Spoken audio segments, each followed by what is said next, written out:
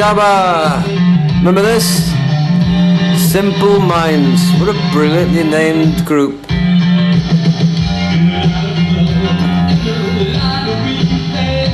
Shabba. Shabba.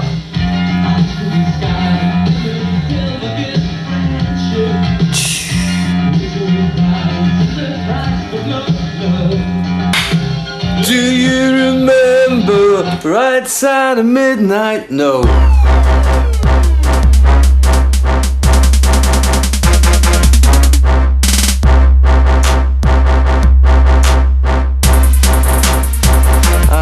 Yeah, double start this week, just on the off chance that you two please string the notes together and pull that.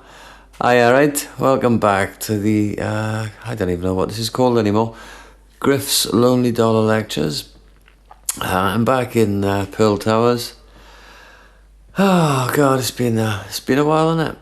And what have you been doing? I know, never mind me. What have you been up to? Anything tidy in the last 3 weeks? Post-Brexit? Well, that was a big kerfuffle, wasn't it, eh? What a right kerfuffle that was, and forget about that now. Yeah. That's all over again. What happened to Ebola? I like the old Ebola I did. It's all Zika virus these days, isn't it? But I was more of an Ebola man myself. Back up the zone. So, you know, if everything you're told is worth believing, I probably got Ebola. Because there is a strong West African contingent, and mathematically speaking, by the statistics that, you know, I didn't invent these fucking figures. I probably caught Ebola last Christmas. Last Christmas I gave you Ebola, and the very next day you laid me off, because obviously there wasn't so much work on. But there's plenty of work on now, so you're more than happy to have me back. So yeah. This is like Sunday night for me. It's technically Tuesday night, but I work Wednesday, Saturday, so this is it's like my Sunday night. This is what a way to make Tuesdays more depressing than the standard issue. Make it the night before you go back to work. Whoever invented that, you know, take my hat off to, twisted as fuck, but fucking brilliant. But there's worse shifts. There's one. I won't say what it's called because I'm not supposed to talk about this, but there's one shift where you start at fucking 12 o'clock midday and you work till 11 o'clock at night. Talk about taking your fucking day apart there. I'm at 7:30 in the morning till 6 merchant me, Wednesday through Saturday. Didn't make it in Saturday just gone because I had a tummy issue, and I've only been back there a couple of weeks, so I feel like, fuck, I've been there for ages. It's like, oh no. Wake up at 6 o'clock in the morning, it's like, yeah, come on in. 10 hours up there. Christ, I'm not even going to bother going into that. There's a great TV programme to be had up the zone, which I thought of and passed on, not to the zone, but to other sources. If ever I could get that made, that'd be fucking vintage. But I won't go too deeply into that. Don't want to steal the thunder from Hayley, the Tea Ladies programme about Welsh people in Benidorm, which I believe is currently being filmed. I think she's got another one coming up about surgery. By surgery, the Tea Lady, obviously what I mean by that is breast enlargement operations. She had huge tits and then she had an operation to make them look bigger but false. Yeah, great bit of business there for fucking 2.4k, I think, but still, each their own, innit? It was her money, you know, which she worked hard for, flipping getting her tits out, and that's, or whatever it was. Not, you know, getting them out completely, obviously, she had them draped in a couple of teacups to keep a bit of dignity about it. But yeah, lovely girl though, good luck to her. Still a bit bitter. Not about her, but just about the fact I got so many programs in me, so many ideas. I just need a team of people around me just to fucking make it happen. And I'll bring the fucking magic. You just bring a tea and fucking biscuits. Do you know what I mean? And a camera and petty cash and all. And petit pois. No, but in this current climate, you know, TV wise, I think I was the last person ever to be on TV you can actually fucking trust. I haven't seen anybody on since my TV career. I wouldn't say stalled. It's more I'm on a sort of sabbatical. But yeah, since I was last on TV, I haven't seen a person on TV since I'd actually fucking trust.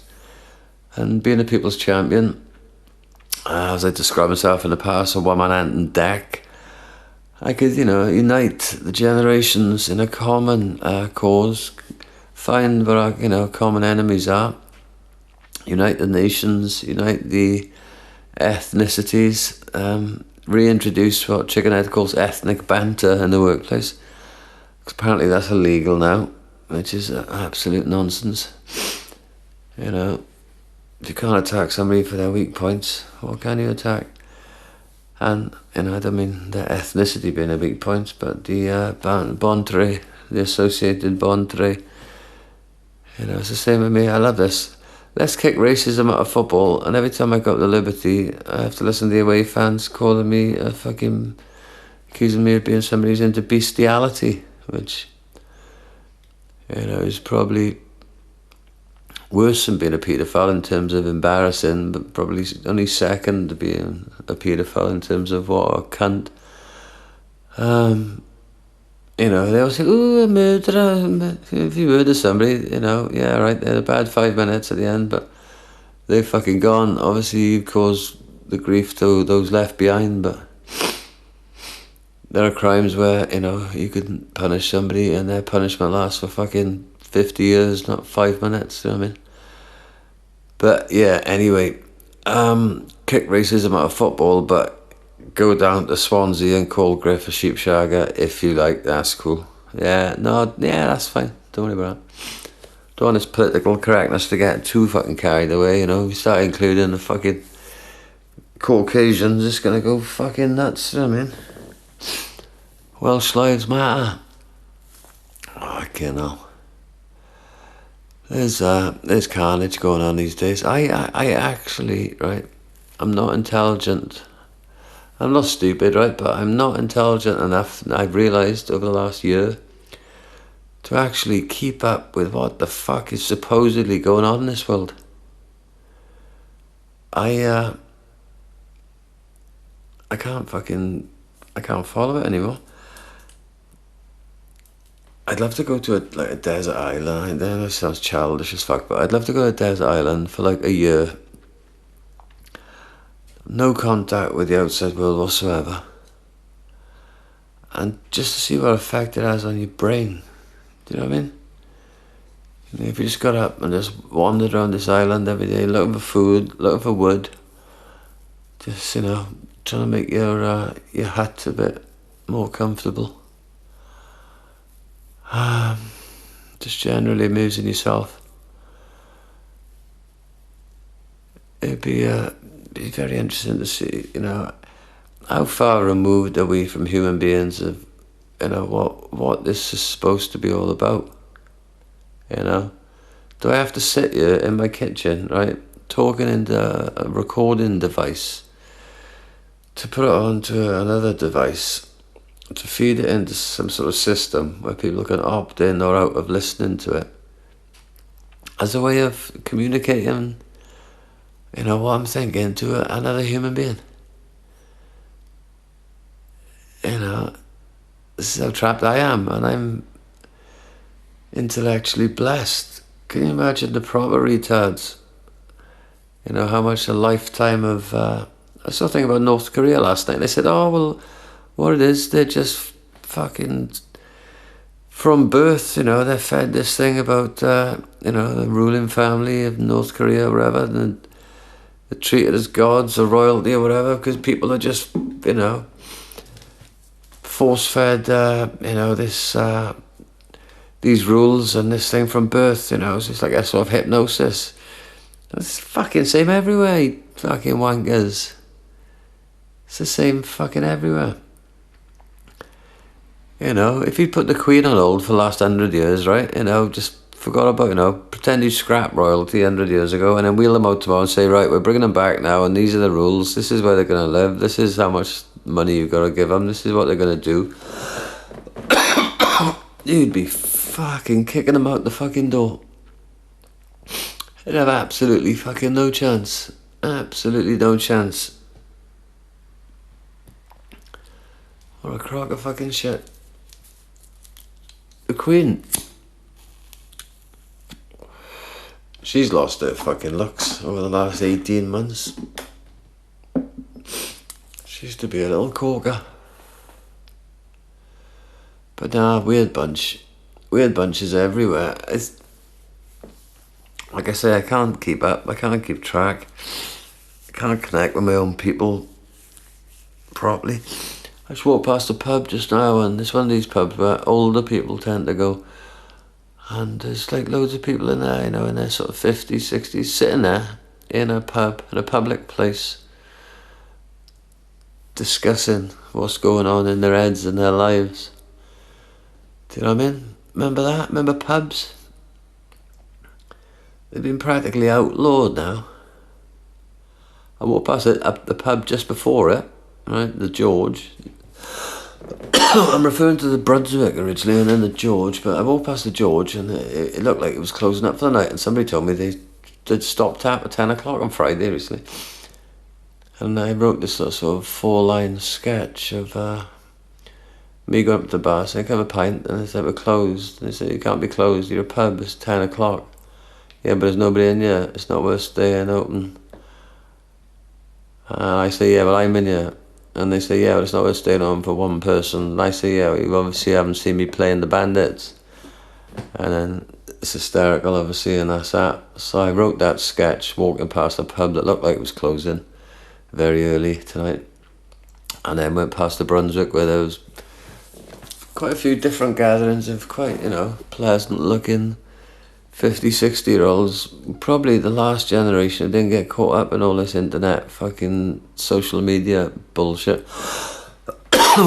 And they still think, no, I'm going to go to the pub and meet some of my friends and I'm going to discuss things that I'm learning to do and what I'm doing in my life and what I think of what's going on in the world and my hopes and dreams. Yeah, me and my mates always used to talk about stuff like that in the pub. Right, has anybody got any new hopes and dreams? No? Right. Whose round is it? Shall we buy some speed? Or some whiz, as it used to be called in the late 80s. Oh, God. Getting a bit nostalgic at the moment because I've got a mate on the edge. And it just makes you think about everything, doesn't it?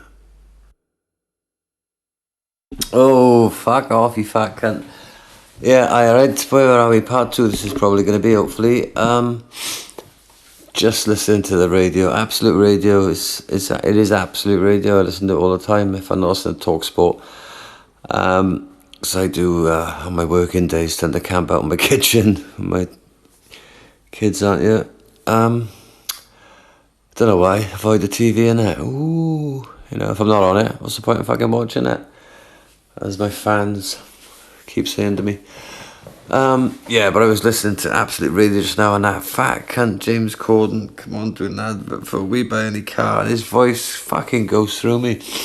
More than mine does, so I turned it off really quickly, and I thought, I'm going to try and do part 2 of this series 2, episode 2. It's all falling apart, isn't it? This is the fucking problem. I should do this religiously, pardon the pun. Every week I used to record some stuff, go up to see the producer, old Ern Stump. We used to spend some lovely time together. He'd put his sort of finishing touches to this.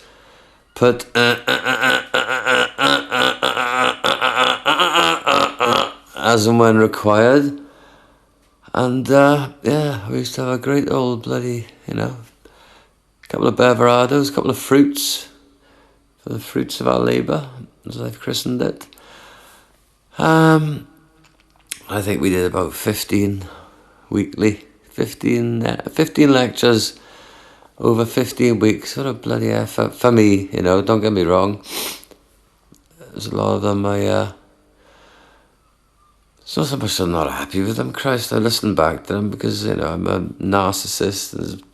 I had nothing better to listen to. I looked on YouTube and every other medium known to man and thought, fuck, I'm going for a walk, I'll listen to myself. Fucking hell, I can't remember what I say when I talk this shit, so when I listen back to it, it's like listening to somebody else sometimes. For good and bad reasons. But yeah, we did 15 lectures and... for me, that's commitment. Do you know what I mean? Fuck's sake, I haven't been able to put 15 weeks into anything. Be it education,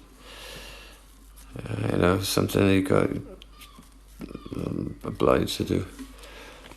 So, yeah, I keep doing things like that. I want to do stand-up for fucking ages. I did it 3 times and then bailed out of that. And, I always want to make a TV program about the trials and tribulations of working in a call centre. Because I'd worked in them for about 10, 12 years and seen some right old fucking bullshit going on. So I pulled a few strings, got that made, ran the fucking show, and discovered I'd been ostracised by the industry entirely. BBC have removed any call centre YouTube vids that I am involved in from the listings. If you search for them, you can't find them. And you can't buy Series 2 on DVD, unlike Series 1. And you can't buy the Christmas episode, unlike Series 1. Reason being, I ran the fucking show. I'm too hard to handle. They know I know too much. And they also know I know too little, which is a fucking very, very dangerous combination of knowledge, which has been the bane of my life, really. When you got an awareness of how little you know, this is why people who think they know it all, tend to never back down from it, because the realisation that they got to go from knowing it all to the reality that none of us know fuck all. Who's gonna volunteer to do that? Least of all, somebody who thinks they know it all. It'd be like, oh, you think you know it all, yeah. Well, you actually know about, as a percentage of everything. I'm gonna have to give you some sort of ridiculous 0.0 figure. It's going to start with that anyway. It's going to start with 0 point and then loads of noughts until you're bored. And at some point, somebody will chuck in a 1. And, who's going to go from thinking they know 100% of everything to that?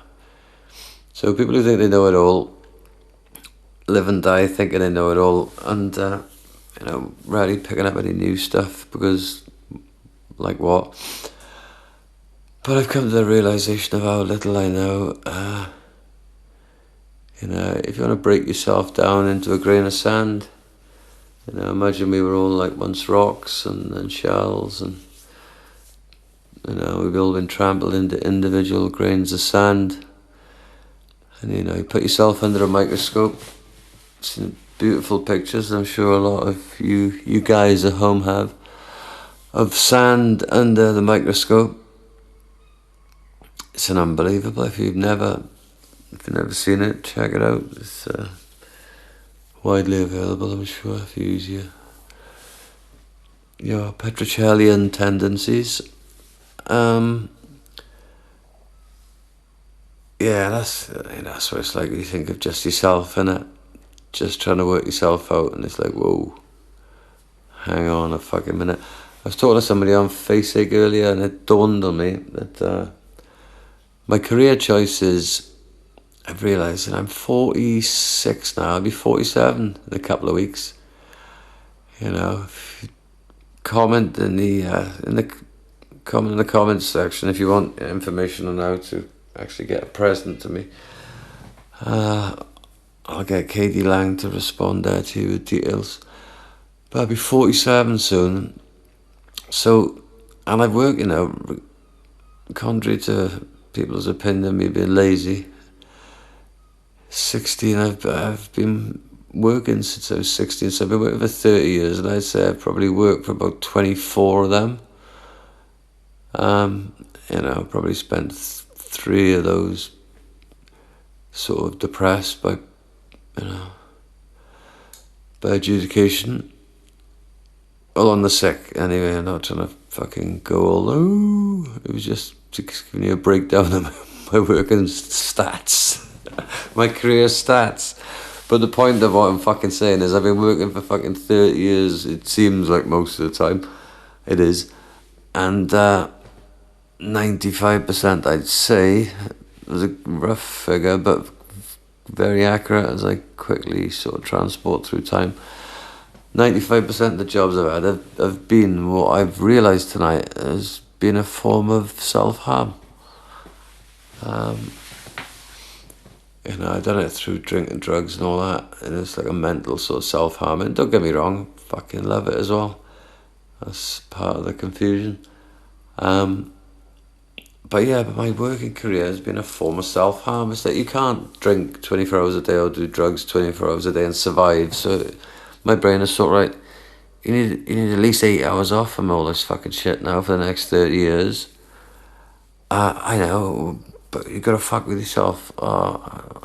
Get one of those jobs that fucking does you fucking boxing and you just count the minutes. And I've managed to find sort of, well, as I say, 95%, 19 out of 20. I could probably think of 20 jobs I've had, and 19 have been a fucking mare. And I can't think of one which was lovely. It was when I was the bowling green and tennis court attendant at Cumdonkin Park, 1997, seasonal for the council. It's a lecture on its own that bloody summer. Stories I could tell. Christ. I was selling cups of tea and pop to all the bowlers, topping up my wages in all sorts of ways. And I remember once towards the end of the season, I'll tell you a quick tale. There's fucking some sort of fly just determined to piss me off. This room you could fit billions and trillions of flies in this room. And this one is in my personal space constantly. I've had an alarm. Let's just talk about annoying things then, because whatever I was talking about has just been really ruined by a fucking insect that would fit on the nail of my pinky. I hate that word. See? Yeah, things that piss me off. Yeah, next door, Stephen's house. They've all gone home for the summer, which is lovely because they're not there. But then their fucking alarm goes off and they're not there, so they can't turn it off. And it's Thursday night. I'm home from work. And then I'm in work on Friday, and I get home at about 6:30. So obviously then I can't get in touch with environmental health or anybody else. So by about Sunday, because I wasn't working for the majority of the weekend, by about Sunday, this is fucking doing my nutting. So I phoned that police 101 number. I said, well, there's a window slightly ajar, there's an alarm going off, but it has been going off for fucking 4 days. Do you know what I mean? So I don't know if it's a crime or fucking annoying or what. But nothing to do with us. No, we're only the police. House alarms and open windows, nothing to do with us. Not our jurisdiction these days. So then I phoned this council emergency. Now all I wanted was the fucking landlord's phone number, and he lives 3-4 miles away. Just to ring him and say, do me a favour, mate, just come and turn this fucking thing off. Do you know what I mean? And ended up I phoned the fucking council on Monday, and I got severe issues with those cunts in relation to lecture 1 fucking alleged fag butt down drain gate. That's escalated. It's been escalated, as they say, through the magistrates' court without my knowledge, and 450 something quid, I think. What, for allegedly dropping a rolly back down the drain, which I deny.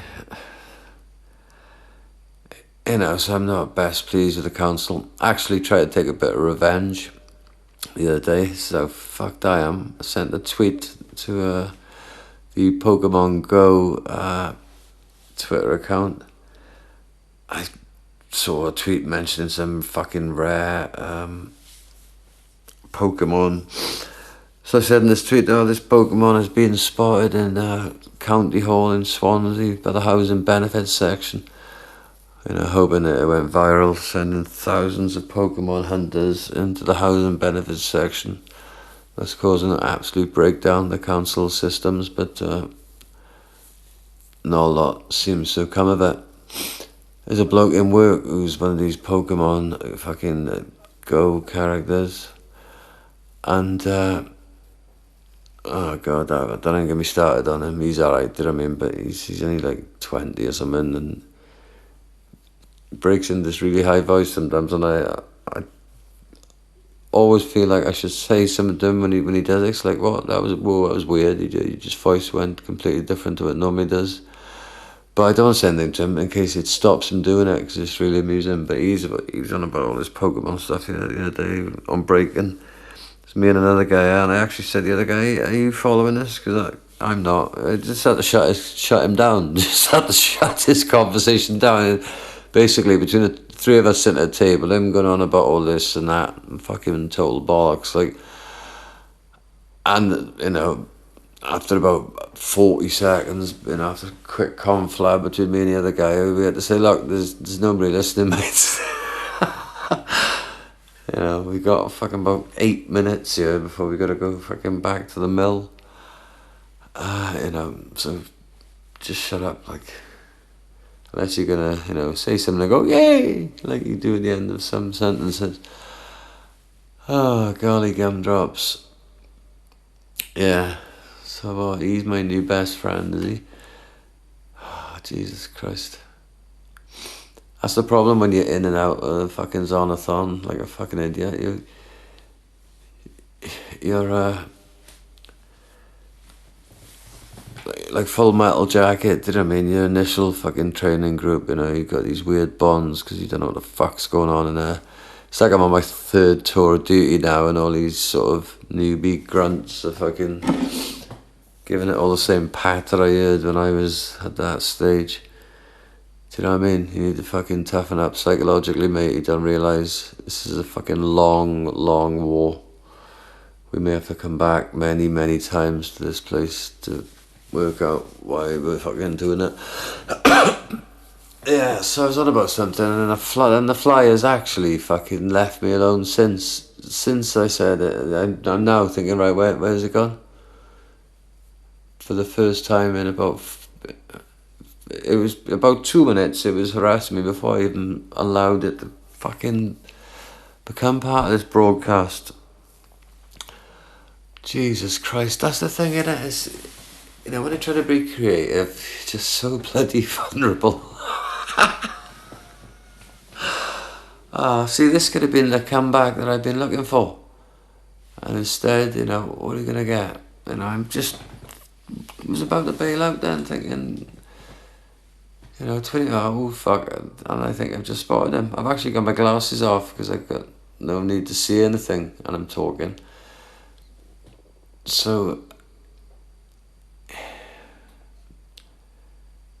it's hard to know what I'm actually seeing, is it, you know, because no, he's ruined it. See, this is the creative vulnerability. This is the thing, right?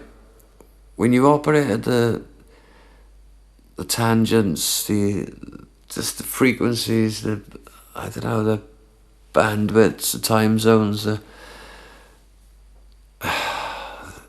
margins, you know, I operate at, sometimes a fly can be the difference between a sort of an amazing comeback lecture and something that suddenly ends when you think, oh, for fuck's sake, he hasn't even fucking started, is he?